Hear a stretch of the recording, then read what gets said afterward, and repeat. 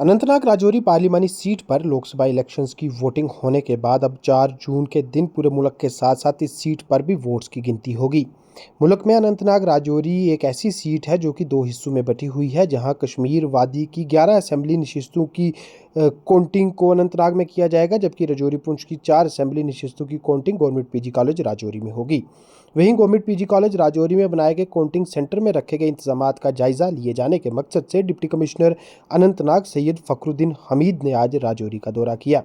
गौरतलब है कि सैयद फखरुद्दीन हमीद जो कि डिप्टी कमिश्नर अनंतनाग हैं, वो अनंतनाग राजौरी पार्लियामेंट्री सीट पर रिटर्निंग ऑफिसर भी हैं।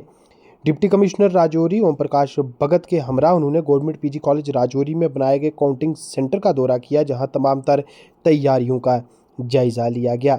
इसके बाद उन्होंने इलेक्शन अमले के साथ एक मीटिंग भी मुनक्किद की, जिसमें इसी बात पर जोर दिया गया कि किस तरह से 4 जून के दिन अनंतनाग राजौरी पार्लिमानी सीट की 7 असेंबली नशिस्तों के लिए गवर्नमेंट पीजी कॉलेज राजौरी में होने जा रही वोट्स की गिनती का अमल पूरी तरह से मामूल पर हो पाए।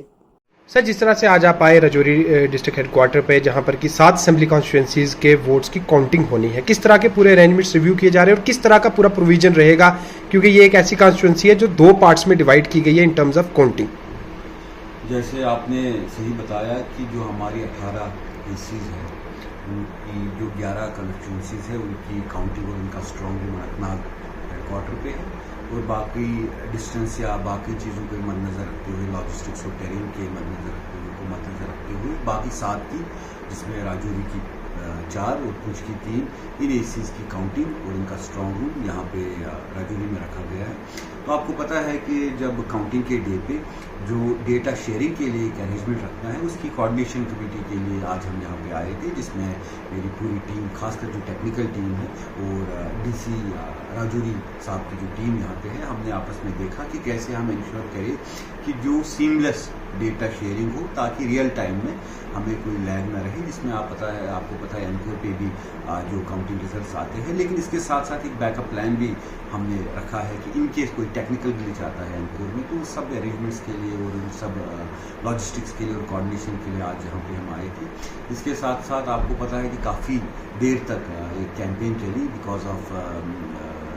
जो डेफरमेंट हुआ पोल का, उसकी वजह से हमारी एक्सटेंडेड कैंपेनिंग रही। तो उसके रिलेटेड आज हम यहाँ पे जो उसका एक आपस में एक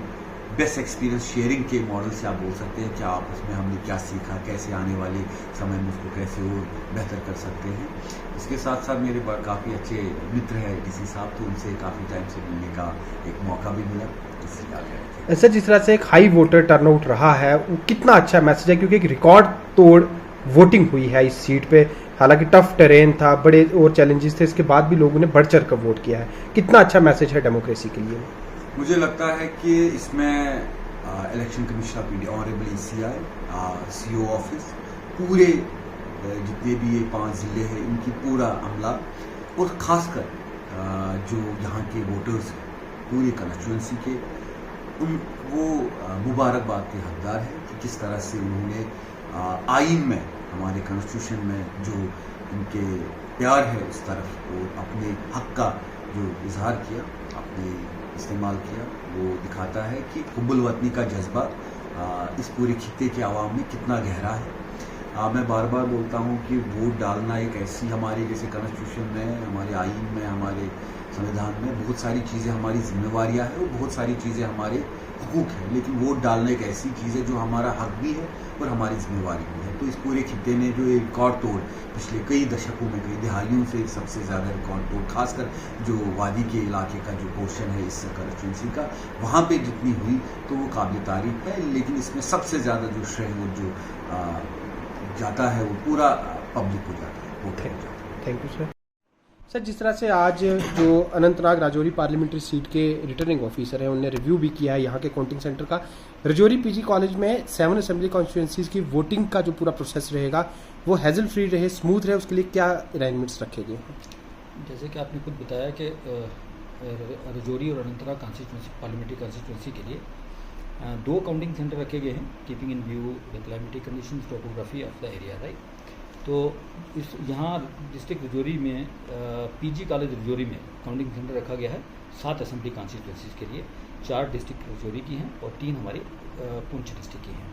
तो उसके लिए जो इंतज़ामात हैं वो उसी का जायज़ा लेने के लिए आज आलो साहब अनंतनाग से आए हैं और हम लोगों ने इकट्ठे होकर निरीक्षण किया उस एरिया का पूरा।